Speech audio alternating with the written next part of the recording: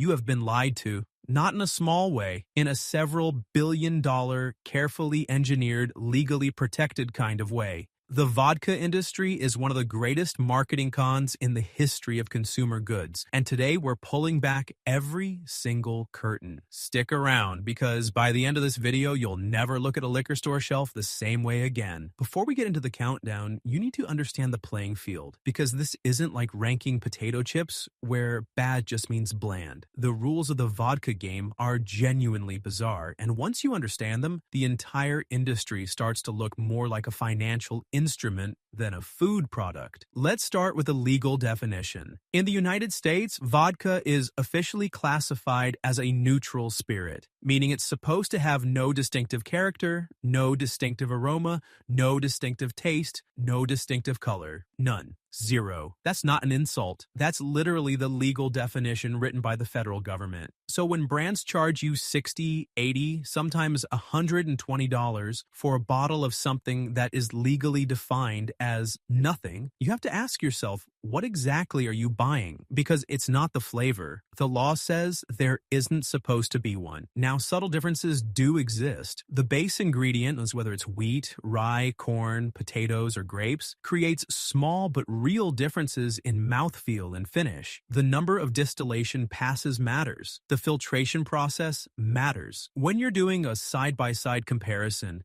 experienced tasters can feel and sometimes taste the gap between a well-made vodka and a lazily produced one. But here's the brutal reality that the industry does not want trending on your For You page. That gap almost never matches the price gap. Not even close. If you're the type of person who likes knowing when you're getting played, hit subscribe right now, because this channel exists specifically to break down the gaps between what companies say and what they actually do. Walk into any liquor store in America and you'll find Burnett's sitting right there at ankle height, in a plastic handle format priced somewhere around $12 for a 1.75 liter. That's a lot of liquid for very little money, and for a certain demographic, college students, budget bars, pre-games where nobody's reading the label, it absolutely gets the job done in the most technical, minimal sense of the phrase. But let's talk about what getting the job done actually means for Burnett's, because the reviews are remarkably consistent across the internet in a way that should make you a little nervous. Consumer reviews, liquor enthusiast forums, and casual YouTube reviews all land on the same vocabulary.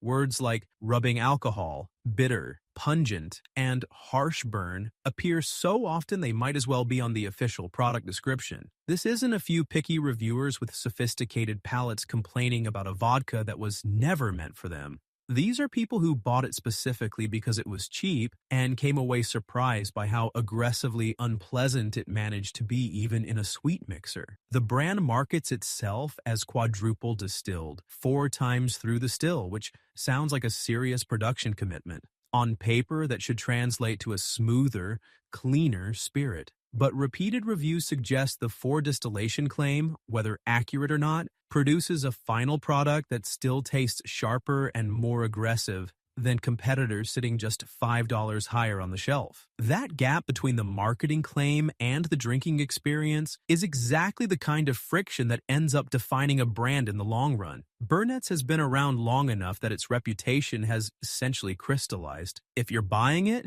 you know what you're getting, and what you're getting is a mixer-only vodka that you bury under fruit juice, energy drinks, or whatever sweet liquid will do the most work covering up what's underneath. The hangover reputation is equally consistent. Regular Burnett's drinkers report next morning experiences that feel disproportionate to the amount consumed, and many describe eventually making a deliberate decision to spend $5 extra on a different brand after one too many rough mornings made them do the math differently. That is the Burnett's value proposition in its purest form.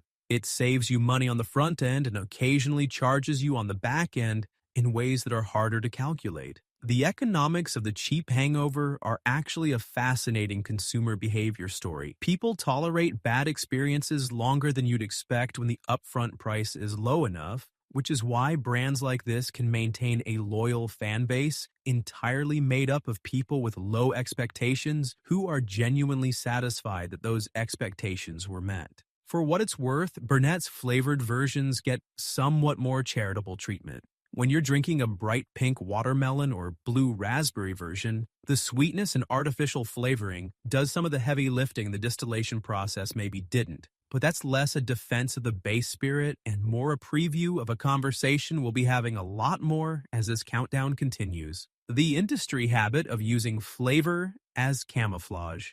There's a specific kind of product that exists entirely to look great in the background of a party photo, and UV Vodka has built an entire brand identity around being exactly that product. Electric blue, neon pink, candy-colored bottles and flavors that read more like a birthday cake menu than a spirits catalog. Whipped cream, blue raspberry, sweet tea, citrus, cotton candy. The list goes on, and that list is by design. Because the entire purpose of UV's flavor lineup isn't to elevate your drinking experience. It's to make you forget there's vodka in it at all. And that strategy works right up until it doesn't. Because here's what careful reviewers keep running into with UV. Even buried in a sweet fruit drink, the bitter, drying aftertaste cuts through. UV has a specific kind of bitterness that lingers on the back of the palate and dries out your mouth in a way that makes the drink progressively less enjoyable the further you get into it. Tasters in detailed review videos have described finishing a UV-based cocktail as difficult. And this is a cocktail built around sweet mixers that should, theoretically, be easy to put away. When your vodka is strong enough to spoil an already sweet drink, that's a structural problem, not a preference issue. The irony runs deep with UV. Flavored vodka in general is supposed to be the gateway product, the entry-level, approachable thing that gets new drinkers comfortable with spirits before they graduate to more complex options. UV is positioned perfectly for that role, and it does attract exactly that audience. New drinkers, people with a sweet tooth, college parties where nobody's there for the craft. But even on its own terms, as a budget sweet mixer vodka, it consistently disappoints people enough that reviewers, including ones who are clearly not spirit snobs, come away saying the same thing. Just spend a few more dollars. That's a hard consensus to build your brand around, but here we are. What UV actually is, stripped of the colors and the candy flavors and the neon branding, is a relatively cheap base spirit with artificial flavoring layered on top to make it palatable. The business model is straightforward. Put a standard neutral spirit in a flashy bottle, make it taste like dessert, price it slightly below mid-shelf, and let the visual presentation do the work that the distillation process isn't doing. It's an effective short-term play, and it clearly moved enough volume during the early 2000s flavored vodka boom to keep the brand alive. But as the market has gotten more sophisticated and consumers have started caring more about what's actually in their glass, or at least pretending to, UV sits in an awkward middle ground. Too cheap to be aspirational, too aggressive to be genuinely enjoyable. The most telling data point is this. Even reviewers who consider UV a substitute for Smirnoff on price immediately follow that statement with a recommendation to step up if you possibly can. When your strongest selling point is technically cheaper than something else and sort of interchangeable, you're not building a brand. You're treading water. At some point during the mid-2000s flavored vodka explosion, a meeting happened somewhere at a spirits company where someone asked, "How many flavors can we put out before it becomes a problem?"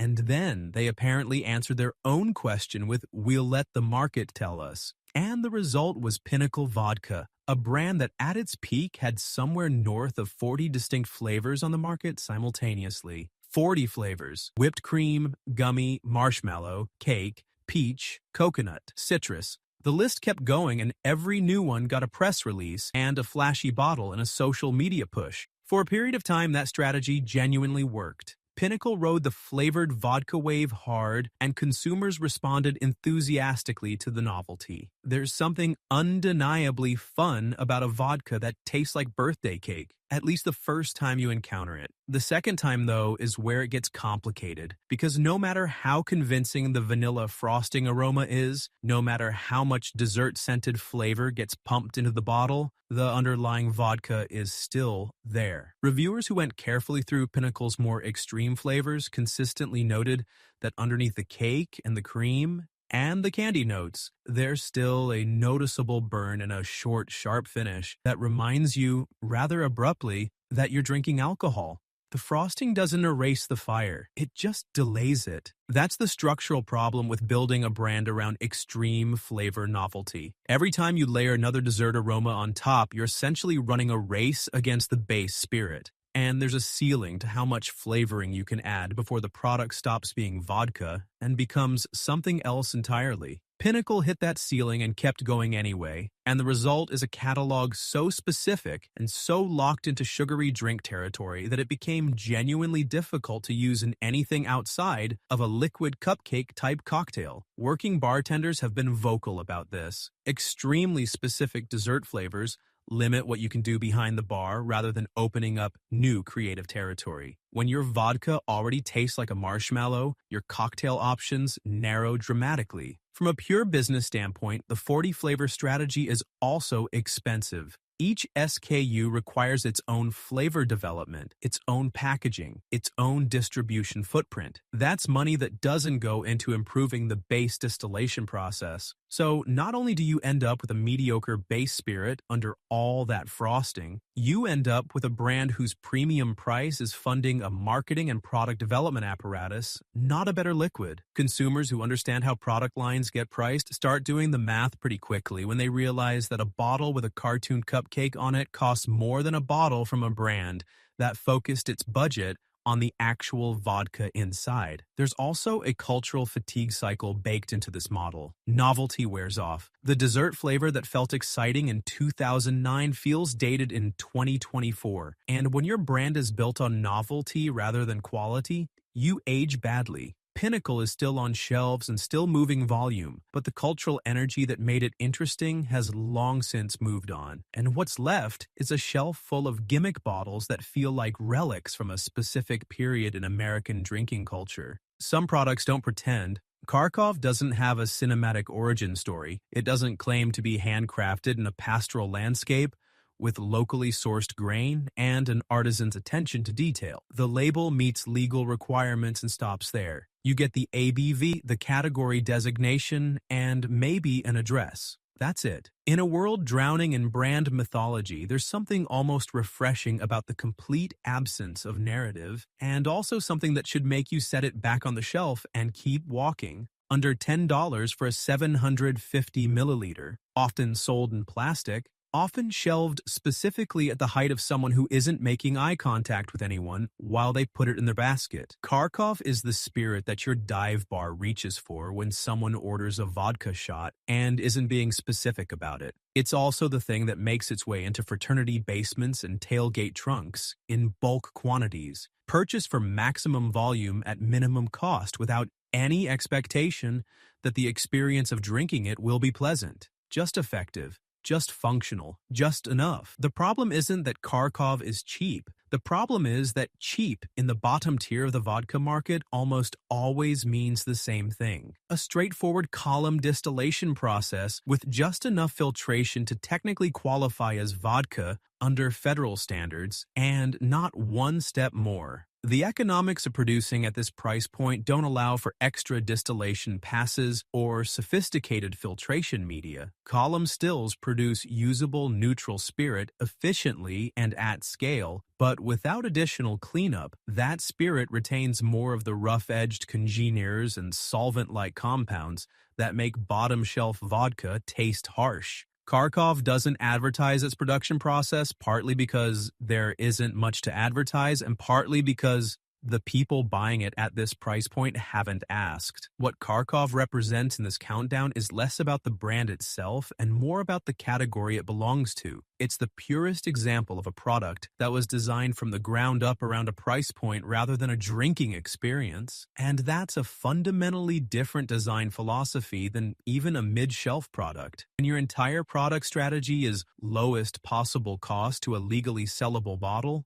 every other variable gets sacrificed. Smoothness, cut, transparency, not required. Story, expensive. And you end up with something that industry writers and bartenders consistently describe in the same clinical language. Harsh, rubbing alcohol-flavored, a last resort. At least Kharkov is priced like what it is. Smirnoff occupies a genuinely weird space in the vodka world, one that doesn't fit cleanly into either the avoid this or this is fine column, which is exactly why it belongs on this list and exactly why we need to have an honest conversation about it. Here's the headline first. In a famous New York Times blind tasting of 21 unflavored vodkas, Smirnoff won. Not placed, not performed respectably. Won. Beat multiple luxury and super premium brands that the panel assumed would dominate. The people doing the tasting were professionals, bartenders, spirits writers,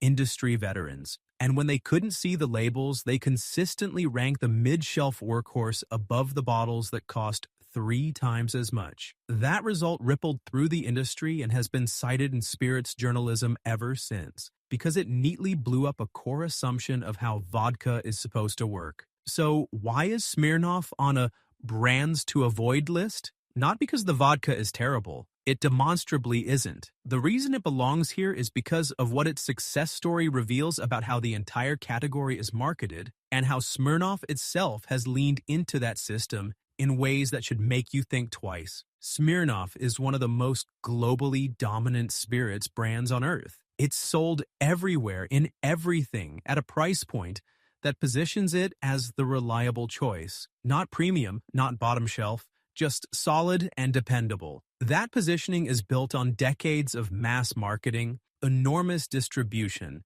and the kind of brand recognition that money literally cannot replicate. And here's where it gets philosophically messy. Smirnoff wins blind tastings, which means the liquid is genuinely solid. But Smirnoff is also marketed in a way that leverages brand recognition and availability rather than the quality of what's in the bottle. You're not paying for the extra distillation steps or some proprietary filtration process when you buy Smirnoff.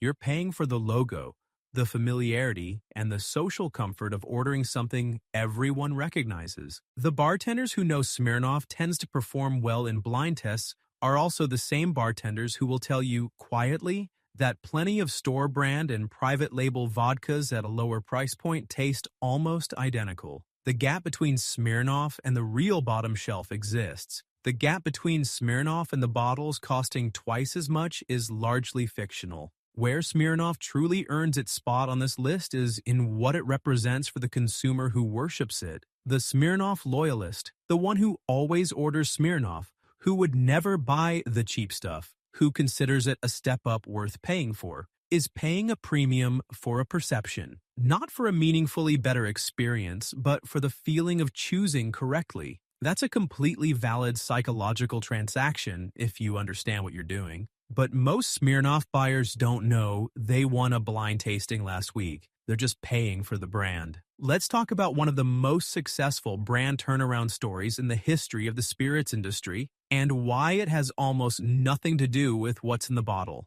Ciroc is genuinely a vodka with a legitimate production story. It's made from French grapes, Mauzac Blanc and Ugni Blanc, rather than grain or potatoes, which puts it in a genuinely small category. It goes through 4-column still distillations, then a 5th pass through a custom copper pot still. That's a real production process. That's a real investment in distillation methodology. By the standards of honest spirits production, Ciroc has more to say for itself than most brands we've covered today. But before we start treating it like a premium product, deserving of its premium pricing, let's look at what happened to Ciroc before the lifestyle branding showed up. Before the celebrity deal, before the VIP sections, before the magazine ads, Ciroc was moving around 40,000 cases a year and was considered a quiet disappointment in Diageo's portfolio. A French grape vodka with a solid production story and no cultural traction. It existed.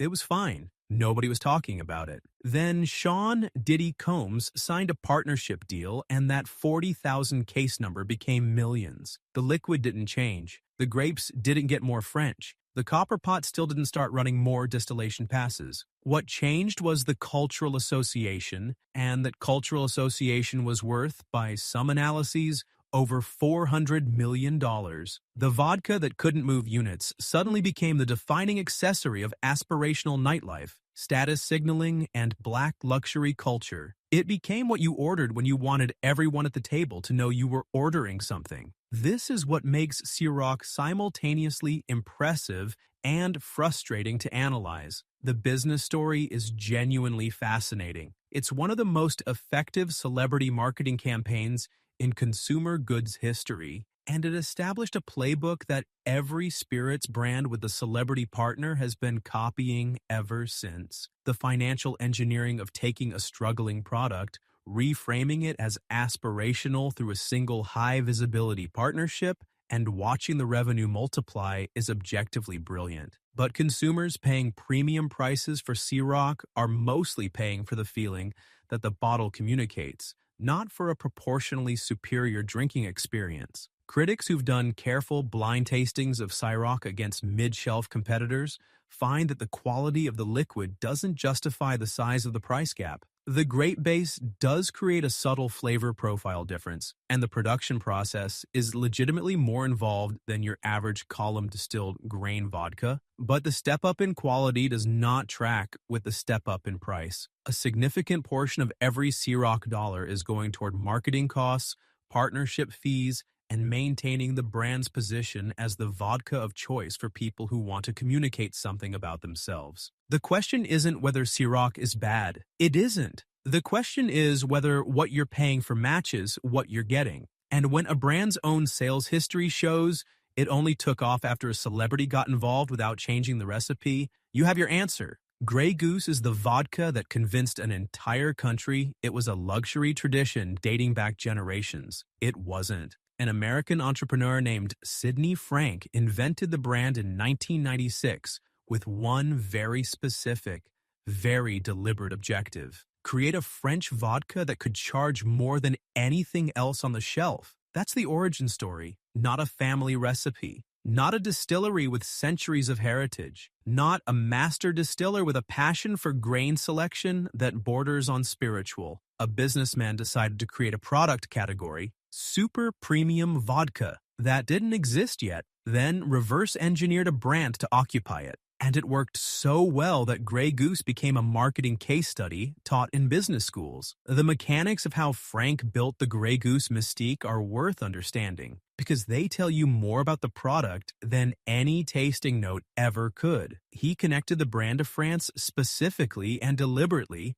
understanding that American consumers already associate France with fine wine, fine cuisine, and refined living. The word goose, the French countryside imagery, the elegant bottle, all of it was engineered to trigger existing associations in consumers' minds rather than create new ones. The price was then set deliberately higher than the competition, not as a reflection of proportionally higher production costs, but as a signal. A high price implies high quality to most consumers, especially when they can't evaluate the product themselves. And most people buying vodka at a bar have no independent way to verify what it actually tastes like blind. So the price becomes the quality signal, which becomes the perception, which becomes the brand. The water source, the soft wheat from Picardy. The production story is solid enough and real enough to withstand scrutiny. Grey Goose isn't lying about where it comes from or how it's made. But independent blind tastings have repeatedly failed to show that Grey Goose consistently outperforms significantly cheaper vodkas in actual sensory evaluation. It doesn't taste bad. It doesn't taste like rubbing alcohol or cheap grain alcohol. It tastes like a competently produced vodka. But when you're paying premium prices, competently produced should not be the ceiling of the compliment. The deeper issue is the bottle flex phenomenon that Grey Goose essentially invented for vodka. For a generation of bargoers, ordering Grey Goose wasn't a statement about taste. It was a statement about financial status. It told the table, the bartender, and anyone watching that you were the kind of person who orders the expensive one. The bottle became a social prop. And once a product becomes primarily a social prop, it stops being about what's in the glass entirely, which means consumers are paying premium spirit prices for what is effectively a status accessory. That's a fine transaction if you're fully aware that's what you're doing. Most Grey Goose buyers aren't. Bacardi acquired Grey Goose in 2004 for $2.2 billion. one of the largest spirits acquisitions in history at that point. That sale price is the ultimate endorsement of Frank's strategy. He didn't build a better vodka. He built a better story, and the story turned out to be worth over $2 billion. Absolut deserves credit for one thing that very few spirits brands can claim. It turned a bottle into a cultural icon. The Absolut advertising campaign and those iconic full-page magazine ads where the bottle shape appeared in cityscapes, artworks, and everyday objects ran for decades and became one of the most celebrated print advertising campaigns in history. Andy Warhol made art featuring the bottle. The campaign won awards. People collected the ads. For a brief, specific moment in the 1980s and 90s, an Absolut ad was as culturally recognizable as a Marlboro billboard or a Coke can. The problem is that cultural cachet and what's actually in the bottle are two different metrics, and over time, Absolut's position in the market has revealed the gap between them. Absolut is produced at industrial scale from Swedish winter wheat in Åhus, a town in southern Sweden where the brand's success genuinely transformed the local economy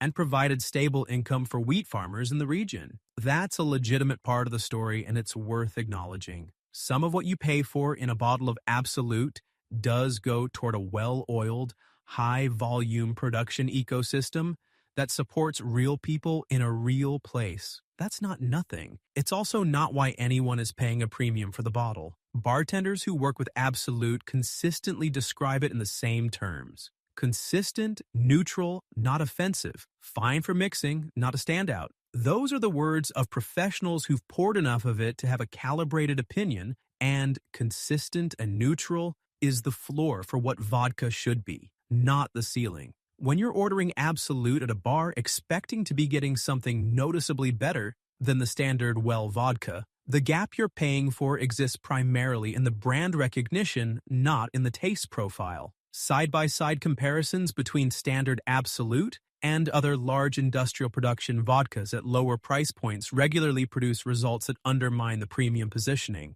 There's also the flavored Absolut line to contend with. Absolut Citron, Absolut Raspberry, the extensive flavor range. Some of these are genuinely well executed for what they are, and Absolut Citron in particular has a strong reputation among bartenders for working well in specific cocktail applications. But the flavor line is also subject to the same logic that governs every flavored vodka at scale. Some of what makes them work is the flavoring, not the base spirit. Absolut isn't a scam, but top shelf as a category it's been mentally placed in by millions of consumers is largely a marketing artifact from a campaign that ran 30 years ago. You're paying for a bottle shape and a legacy of clever advertising. Let's zoom out from individual brands and talk about a category-level problem that's been quietly distorting the vodka market for 2 decades. Flavored vodka isn't just a product style, it's a business strategy disguised as a product style. And once you see it that way, every new SKU from every brand starts to look less like creativity and more like concealment. The numbers are staggering. The flavored vodka market was valued at somewhere in the mid-teens billions of dollars in 2024 and is projected to more than double by 2035. That growth is being driven by constant flavor innovation, meaning brands are constantly rolling out new flavors, not because consumers are demanding specific new tastes, but because novelty drives trial. Every new flavor is a new reason to put the bottle in a shopping cart, a new photo for Instagram, a new conversation at a party. The flavor itself is almost beside the point. The mechanics of how flavoring interacts with base spirit quality are important here. Dessert-style aromatics, think cake, vanilla, marshmallow, whipped cream, use sweetness and rich scent to suppress the perception of harshness in the underlying alcohol. This is a real phenomenon, not a theory. When your nose is full of birthday cake frosting aroma, the burn from a cheap neutral spirit is partially masked, at least on the first sip. The artificial flavoring is doing the sensory work that a better distillation process would have done. and that trade-off is almost never disclosed anywhere on the label. The sugar situation in flavored vodkas compounds the issue. Flavored versions often contain added sugar beyond whatever small amounts might already be in the base spirit, plus artificial or natural flavoring agents, plus the colorings that make them visually distinct on the shelf. All of that is on top of a foundation that may or may not be a quality spirit to begin with. The result is a product that can taste significantly more sophisticated than it has any right to, sweet, aromatic, sometimes genuinely enjoyable, while the actual quality of the base liquid underneath stays firmly in budget territory. New drinkers are particularly vulnerable to this dynamic, not because they're naive, but because they genuinely haven't built the palate calibration needed to separate what the flavoring is doing from what the spirit itself is doing. If your first experiences with vodka are candy-sweet, dessert-scented flavored vodkas, your baseline for what vodka is supposed to feel like gets set by the flavoring, not the alcohol. Which means when the flavoring eventually wears off, as it does, because novelty always does, you might find yourself not enjoying the real product at all. The premiumization of flavored vodka trend is the newest layer of absurdity on this onion. Brands are now charging premium prices for exotic or artisanal-sounding flavors, edible flower, yuzu, smoked jalapeno, despite relying on the same industrial flavor suppliers and the same base spirit sourcing as cheaper competitors. The premium price signals quality that isn't there in the underlying production. It's the Grey Goose playbook applied to raspberry lemonade vodka. The most eye-opening structural fact about the bottom shelf of the American vodka market is this. Many of those brands with different names and different labels and sometimes different price points come from the same place. Large neutral spirit producers and companies like Heaven Hill in Kentucky and Sazerac quietly supply the raw ingredient for dozens of different branded products. One plant can produce essentially identical liquid that then gets distributed under completely different brand identities to different regions and retail channels. The consumer standing in front of a wall of plastic bottle vodkas trying to make an informed choice between brand A and brand B may be choosing between two products produced in the same facility from the same batch of neutral grain spirit with different labels printed on the outside. The corporate parents of these bottom-shelf brands are almost never mentioned on the label. You won't see a Heaven Hill product anywhere on the bottle. The association with their premium lines is deliberately kept invisible because the bottom shelf and the premium shelf are supposed to feel like different worlds, even when they share a building. Plastic bottles and spirits have become a reliable shorthand signal among industry professionals, and it's worth understanding why. Glass is heavier, more expensive to ship, and breaks, which means a glass bottle adds real cost to a product. When a spirits company commits to plastic, they're making a calculation that the consumer for this product is optimizing entirely for price, and every cent saved on packaging is a cent that can go toward lower shelf price. That's not inherently a moral failure. It's a production choice. But in practice, because the kinds of shortcuts that lead to a plastic bottle almost always extend through the whole production process, plastic has become an accurate visual signal for, we cut the cost that would have made this better. Tastings of bottom-shelf plastic bottle vodkas across multiple review sources are remarkably uniform in their descriptions. Intensely bitter, antiseptic smelling, solvent-like, strong burn that doesn't fade quickly. These aren't the opinions of snobs who think all cheap vodka is terrible. These are the consistent impressions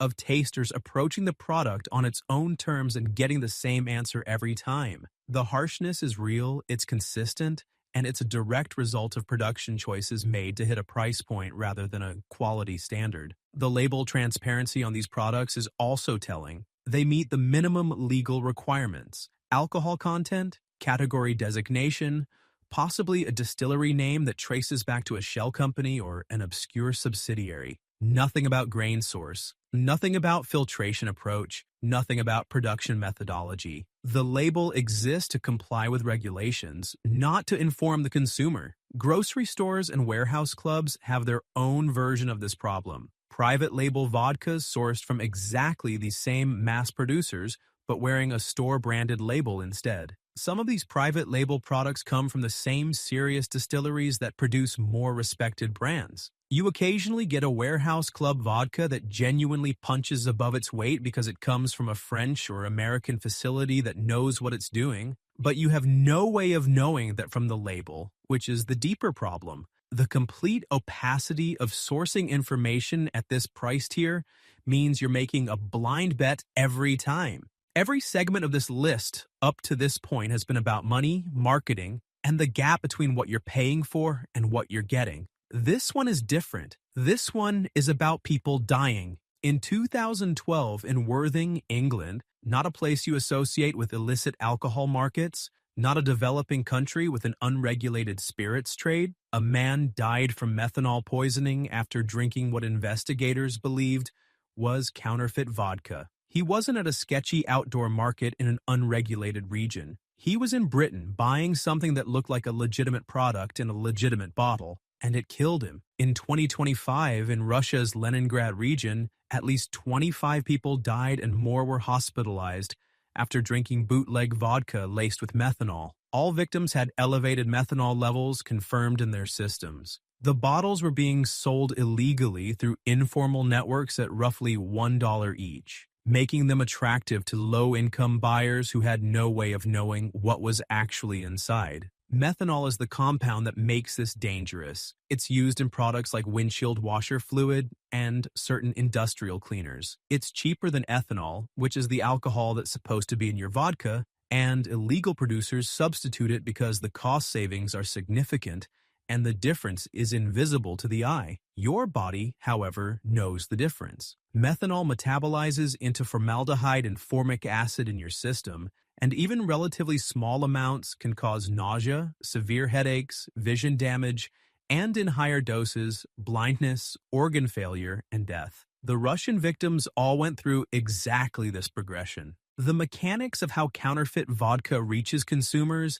involve a combination of reused legitimate packaging, homemade production, and informal distribution networks. Investigators at the Russian scene found empty glass bottles and plastic containers that had been used to store and distribute the bootleg product, meaning buyers were sometimes purchasing what looked like a familiar brand in a familiar bottle, not obviously sketchy homemade alcohol. Counterfeiters understand that visual legitimacy is the first line of defense against consumer suspicion. The warning signs that can protect you exist, but they require paying attention. Unusually low prices, lower than anything you'd expect to see in a legitimate retail environment, are the most consistent red flag. Missing or visually off tax stamps and duty seals in regulated markets. Labels that look slightly wrong. Off colors, blurry text, inconsistent fonts. Being sold outside of a licensed retail channel. Informal markets, unlicensed vendors. Too good to be true deals from someone who isn't a registered retailer. And an unusual smell because methanol has a slightly different odor than ethanol. Not dramatically different, but perceptibly different to someone paying attention. This is not a problem confined to developing markets or regions with lax regulation. It has shown up in the UK, it has shown up in multiple European countries, and wherever alcohol taxation is high enough to make the price gap between legal and illegal product attractive. There's an economic incentive for counterfeit production that never entirely goes away. The rest of this list is about making smarter choices with your money. This section is about staying alive. The Ciroc Diddy story from earlier in this list essentially wrote the manual for an entire era of celebrity spirits. Once the industry saw what could happen when a high-visibility personality was attached to a struggling product, when case volumes went from 40,000 to millions without any change to the liquid, every spirits company and every celebrity manager started having the same conversation. The result was an avalanche of celebrity vodkas, celebrity tequilas, celebrity gins, and celebrity whiskeys, each following a remarkably similar script. Crystal Head Vodka, co-created by actor Dan Aykroyd, is a fascinating case study in the power of packaging and mythology to drive premium pricing. The skull-shaped bottle is visually striking, genuinely, unarguably beautiful as a glass object. The origin story involves a connection to the legendary Mitchell Hedges crystal skull artifact, which is the kind of mystical, vaguely ancient-feeling narrative that plays extremely well with a certain consumer who wants their vodka to come with a story that sounds interesting at a dinner party. The brand also leans hard on being additive-free, which, and this is important, is a legitimate quality signal in a category where additives are more common than most consumers know. Crystal Head is, by most accounts, a competently produced vodka in a genuinely remarkable bottle. But here's the math. You're paying a significant premium for that skull. The packaging alone, a custom glass mold, a unique design, the logistics of producing something that's shaped at scale, adds real cost that has nothing to do with what's inside it. The Dan Aykroyd Association adds more. The licensing, the marketing spend, the cost of maintaining the brand's visual identity all layer on top. When you buy Crystal Head, a notable portion of every dollar is going toward the skull and the story, not the distillation. The broader celebrity vodka playbook works like this. A celebrity, or their management team, identifies an existing spirits producer willing to create a product to spec. The celebrity doesn't own the distillery. They don't design the production process. They show up for the photo shoots, the launch events, and the press interviews. The producer makes something roughly in the same quality tier as comparable products at the price point, slaps a premium price on it to fund the celebrity deal and the marketing, and the brand goes to market writing on name recognition and social proof. The consumer buys it because of who's on the bottle, not what's in it. The exit strategy makes this even more revealing. Many celebrity spirits brands are explicitly designed to be built up and sold, create enough cultural cachet through the celebrity association, grow the volume metrics, then flip the brand to a major spirits company who wants to own the equity. The celebrity gets paid, the original producer gets paid, the acquiring company gets a brand with proven sales history, and the consumer who helped build that brand value through years of purchases gets the same bottle at a potentially higher price under new corporate ownership. It's a financial instrument shaped like a vodka bottle. Some celebrity brands are honest about being exactly this. Most aren't. They sell the dream of proximity to a celebrity lifestyle without disclosing the machinery behind it. And in a market where perception drives purchase decisions more than taste does, the dream sells spectacularly well. Ryan Reynolds didn't invent aviation gin's distillation process, he helped build its valuation. Those are two very different things. There's a version of cheap vodka is fine that is true, and a version that is not. And the difference between them is understanding exactly what production shortcuts produce, what drinking outcomes. Ultra-cheap vodka isn't just the same thing, less fancy. It's a product built around a fundamentally different set of manufacturing priorities, and those priorities leave traces in the bottle that you can taste, feel, and, according to a remarkable number of consistent reports, experience the next morning in ways that feel disproportionate. Start with the raw material. The most economical fermentable sugar sources, commodity grains bought in the spot market, bulk neutral grain spirits sourced on price from the cheapest available supplier, form the foundation of ultra-cheap vodka production. This isn't about being made from bad ingredients in any dangerous sense. The grain is safe. The fermentation process is controlled. The end product won't hurt you in the way counterfeit vodka can. But the economics of buying the cheapest possible raw material mean that flavor characteristics and impurity profiles are not selection criteria. You take what the market offers at the target price and work with it. The distillation regime at this price point is equally constrained. Labels that advertise triple distilled or similar claims may be technically accurate in a way that nonetheless overstates the smoothness improvement. Distillation passes vary enormously in quality depending on still design, cut points, and whether the distillery bothers to take precise heads and tails cuts to remove the most problematic congeners. A brand can distill 3 times using broad, imprecise cuts that retain significant rough-edged compounds and still put triple distilled on the label. The number of passes means very little without context about how those passes were conducted. Filtration is the other major variable that separates mid-shelf from ultra-cheap.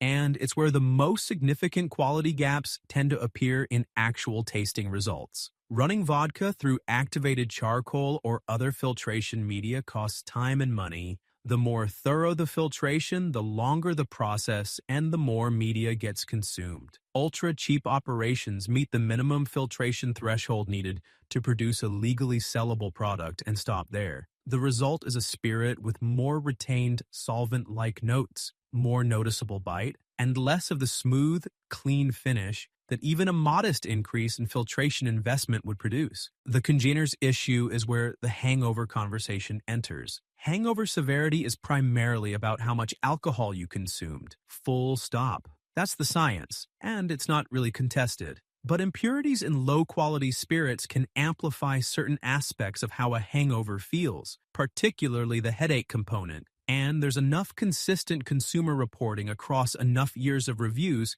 to take seriously the pattern of ultra-cheap vodka, unexpectedly rough morning. The pattern isn't proof of a specific mechanism. It is proof that enough people have noticed a consistent experience to suggest that the quality of what you drank matters beyond just the volume. The honest version of this trade-off looks like this. You save $3 to $5 per bottle compared to a mid-shelf product. In exchange, you accept a product that tastes rougher, feels harsher on the way down, and may make the morning after more unpleasant. That is a trade that some people make deliberately and rationally, especially in contexts where the vodka is going to be heavily mixed and the experience of the spirit itself is genuinely secondary. But the number of people making that trade while believing all vodka is basically the same, while not realizing what production investments they're opting out of, is what makes ultra-cheap vodka worth a dedicated section on this list. Walk into any well-stocked American liquor store in the last 15 years and you've seen it. A bottle with hand-drawn label art,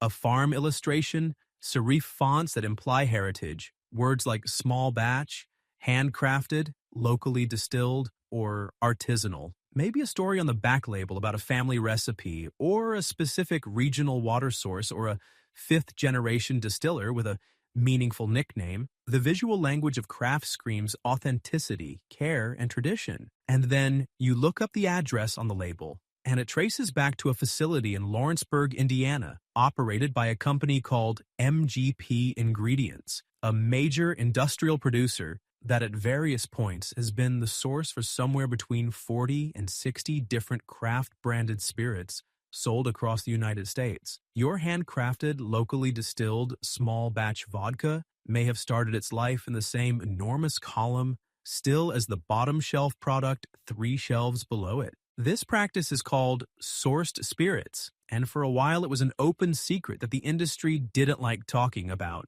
An entrepreneur buys already distilled neutral spirit in bulk from MGP or a similar large producer, transports it to their own facility, potentially runs it through a filter, or adds local water, or does some minor processing step, and then bottles it under a brand identity that implies the entire production happened under their roof. Legally, there are specific labeling requirements around what distilled by versus bottled by can claim, but the fine print on many bottles is vague enough that a consumer who doesn't know to look, and most don't, will come away with the impression that the local craft distillery on the label made the whole thing. The price premium attached to craft branding is significant. A sourced spirit vodka dressed in artisanal packaging can sit at 2 or 3 times the price of an honest mid-shelf product that discloses its industrial origins or simply doesn't bother with the farmer font aesthetic. You're paying the premium for the story, the brand identity,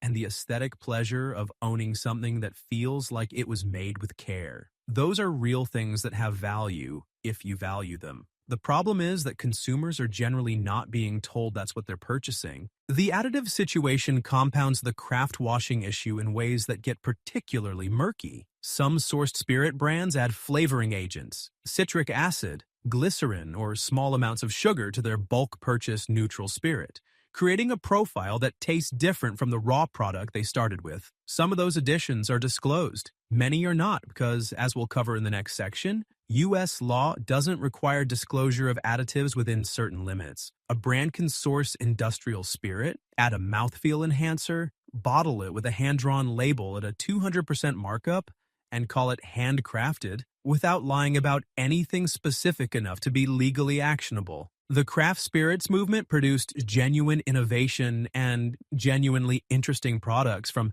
genuinely independent producers doing genuinely interesting things with fermentation and distillation. That movement deserves respect, but it also created a visual and verbal language of authenticity that the industrial spirits world learned to mimic. And now that language, the fonts, the words, the farm imagery, the family story, can no longer be trusted as a signal of what it implies. You have to do more work than reading the label. You thought vodka was alcohol and water. That's it. Two things. The simplest possible product in the spirits world, neutral spirit, diluted to bottling strength, done. Nothing hidden. Nothing to disclose, just the cleanest, most transparent product on the shelf. The U.S. Alcohol and Tobacco Tax and Trade Bureau, the TTB, the federal agency that regulates what goes into your bottle and what goes on your label, allows vodka to contain sugar at up to 0.2% of the total volume without changing the legal product classification. It allows citric acid at up to 1 gram per liter,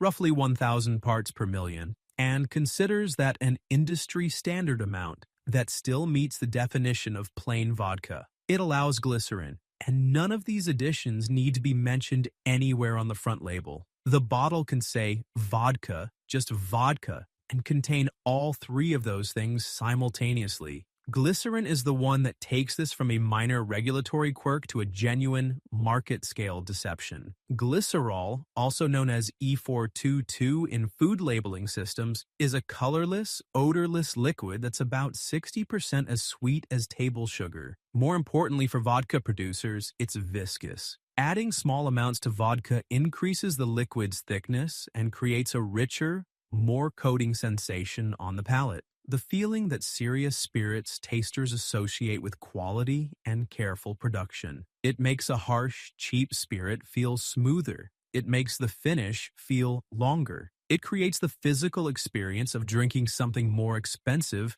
without changing the underlying quality of the distillate at all. This isn't a new practice. Until the late 1980s, UK law actually required imported vodka made from pure neutral spirit and water to contain some form of adulterant, glycerin being the most common, because regulations demanded that vodka be more than just 2 ingredients to qualify for the category. Brands were adding glycerin not just for product improvement, but because the law demanded it. The habit persisted after regulations changed because it works, and because nobody had to tell consumers it was happening. The business logic is straightforward. A brand producing from a middle quality or even budget quality base spirit can close a significant portion of the perceived quality gap with more expensive competitors by spending a fraction of the cost on glycerin that it would spend on a better distillation process or higher quality raw material. The consumer who picks up the bottle, pours a taste, and thinks, "Oh, this is actually pretty smooth,"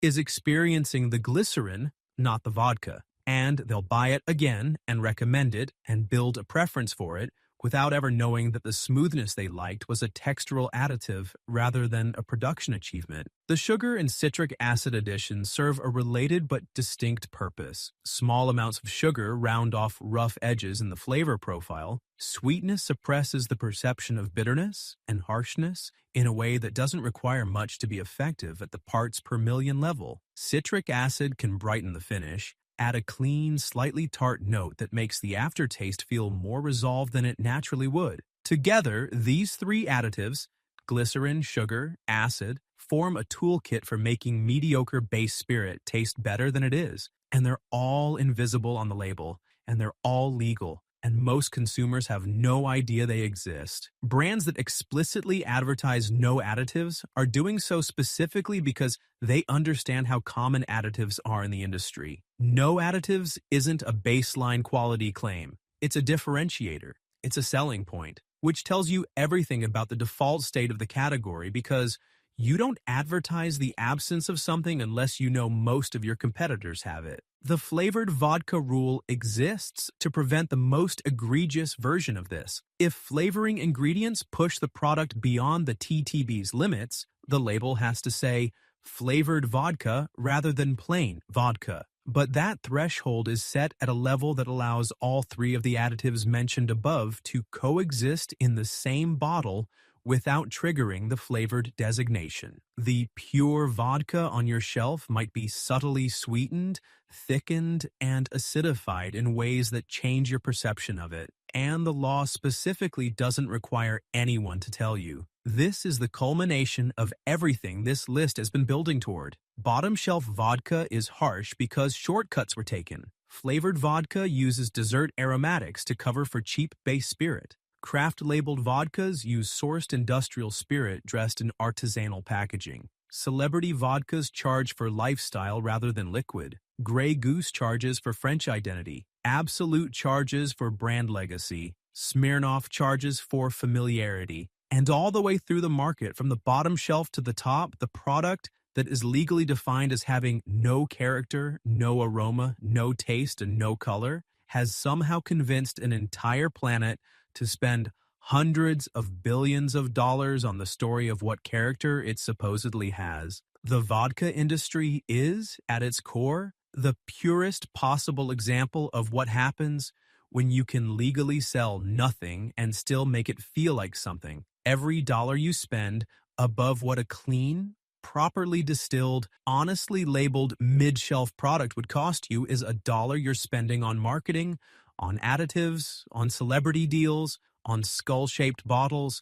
on French country imagery, on glycerin that makes rough spirit feel smooth. The liquid itself, just ethanol and water, the way the law says it should be, doesn't cost what most of these bottles charge. Now you know. And knowing how the game works is the only real protection against playing it wrong. So after everything we just covered, after the glycerin, the celebrity deals, the fake craft labels, the counterfeit bottles, the flavored camouflage, and the 70-year-old blind tasting data, what do you actually do when you're standing in the liquor store? The first thing you look for is a short, honest ingredient story. The label should tell you what it's made from: grain, potato, grape, corn, and ideally, what it doesn't contain. Brands that advertise no additives are, by definition, standing against an industry norm of adding things without disclosure. That's a real signal. The second thing you look for is a traceable production story, not a romantic brand myth about a family recipe from a fictional grandmother, but an actual named distillery at an actual address that you can look up and verify produces real spirits. If the bottled by address and the distilled by address are different, that tells you something. If the distillery address is in Lawrenceburg, Indiana, and the label says locally crafted in Vermont, that tells you more. The third and most powerful thing you can do is the blind tasting at home. Get 3 bottles, a $10 plastic, a mid-shelf $20 option, and something in the $40 plus range. Pour them into identical glasses, cover the bottles, and have your friends pick their favorites without the labels. Do it multiple times. Run it with people who definitely prefer the expensive stuff. The results will almost certainly replicate what the New York Times professionals found. The expensive bottle will not consistently win. The mid-shelf option will often surprise everyone. And the experience of discovering your own preferences without the label to guide them is the most efficient possible argument against ever paying a premium for vodka marketing again. Fewer dessert flavors, fewer celebrity faces, more focus on what it's made from and where it actually comes from. Less bottles, more liquid. The best vodka is the one that's honest about what it is.